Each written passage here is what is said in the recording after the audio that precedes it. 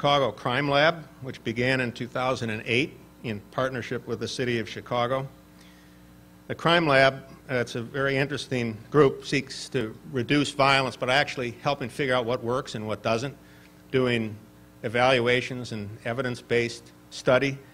It's amazing that after so many years of being at the problem of gun violence, there's a lot of mystery still about what kinds of things can actually have a good impact in reducing the level of crime and violence. And as part of this work, the Crime Lab Chicago Youth Gun Violence Initiative recently launched a pilot program that's using sports and related mentoring to work with several hundred at-risk kids in 14 Chicago public schools. Jens Ludwig, who's professor at the University of Chicago and the director of the lab, couldn't be here, but I believe Rosanna Ander, who's the director of the lab and an alumni of the Joyce Foundation. I believe, Rosanna, are you here? Can you stand up? Thank you and Jens for your work. The second organization, Ceasefire, is an innovative and evidence-based strategy to reduce shootings among the highest risk individuals in our community. They do this through a combination of intensive street outreach, conflict mediation, community mobilization, and public education. And through those efforts has reduced shootings by an average of 28% in some of Chicago's highest crime neighborhoods. Ceasefire is now in 16 neighborhoods and has already this year performed 263 interruptions of potential violent incidents. Maywood, interestingly, just had, this is impactful, Maywood just had a year without a homicide, and it had 20 in the year before Ceasefire started its work. Ceasefire is also now working with 15 other cities in the U.S. Here's a short video clip that will give you a sense for their work.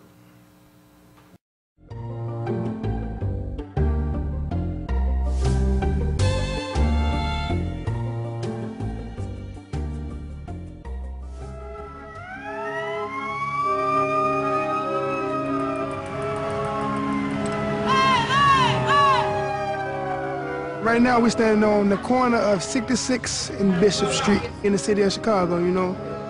Growing up here, it's basically just trying to survive and stay alive, man. This situation that happened in my community, you know, on my block, a couple of guys pulled a couple of pistols on me and my buddy. I wanted to come back and retaliate with a gun, but one of the members of Ceasefire helped me resolve my situation without violence, probably saved my life and another life, you know.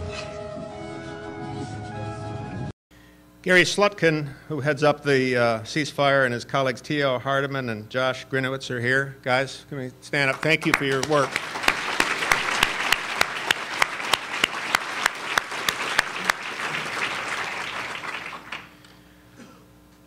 In closing, I want to return to a question we talked about at the beginning. How do we make sure that Illinois is a great state, not a failed state? We talked some about what are three of the pillars: good education system, the vigilant press, citizens getting the information they need, and a culture of being engaged in helping solve the problems in the community. But another fundamental requirement is having a political system that works. Free, open, democratic, effective institutions that are responsive to the people. Nothing else is going to be successful in our public life of our community if we don't get this right. And this is another area where we have much work left to do. I think everybody in this room knows what needs to be done. We need to finish the work on campaign finance reform that was started. Progress was made. We need to fix the legislative redistricting process to take the control away from the legislative leaders and put it back closer to the people and independent commissions. We now know that the current constitutional system won't be changed for next year's redistricting, but the process can still be a lot better. The legislature can still provide for more public input, more transparency on the map drawing process. And we in this community can and should stand up and insist that this is done. And then also come back, whether it's next year or the year, and fix the system by finally changing the state constitutional provisions on redistricting and getting them right. I want to recognize and thank the people in this room who have been doing a lot of the heavy lifting in trying to fix both the political and fiscal problems. And here are some of their organizations, and if you'd stand and when I call your name. Lawrence Massal with the Civic Federation.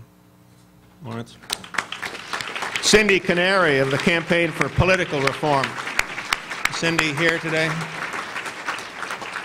George Ranney, Paula Wolf, and their colleagues at Metropolis 2020. Paula. All the members of the Change Illinois Coalition.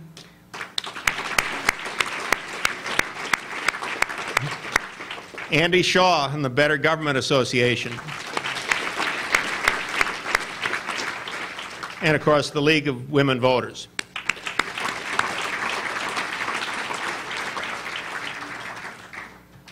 So we are the ones, all of us together, all citizens, we're the ones who share the community. We share the common challenges and the opportunities to get these things fixed.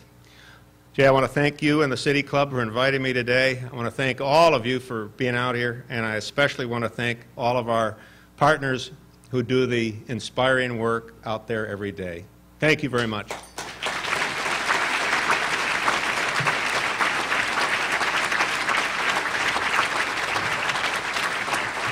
Paul, I think if I timed this right, I used up all the time for questions, so we'll, right? I have some in advance, sir. Oh, advanced ones, all right.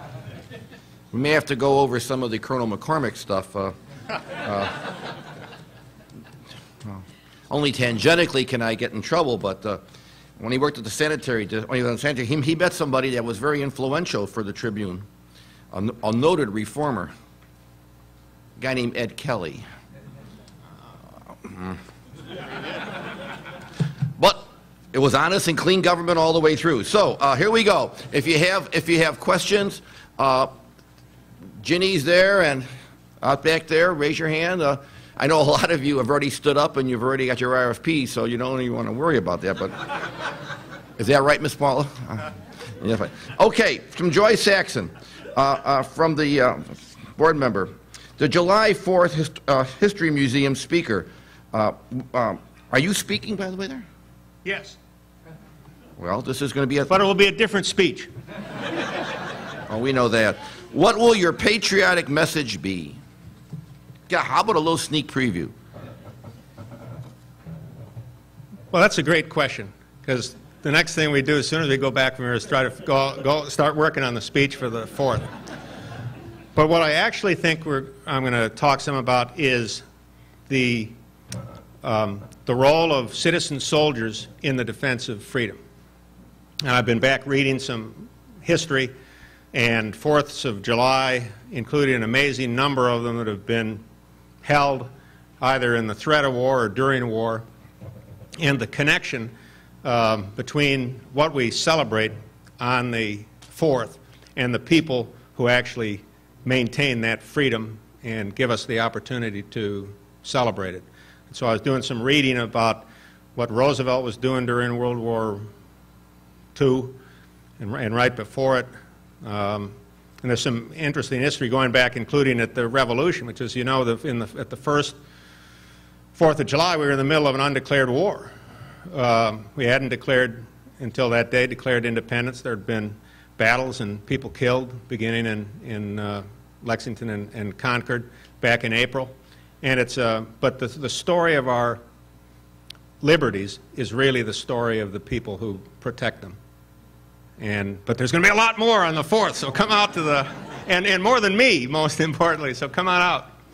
Okay. This question is from Christy Hefner, and Christy, I'm going to just paraphrase to the end of it. She does mention that Illinois is 40 out of 50 states. Of course, I interpret that as we beat 10.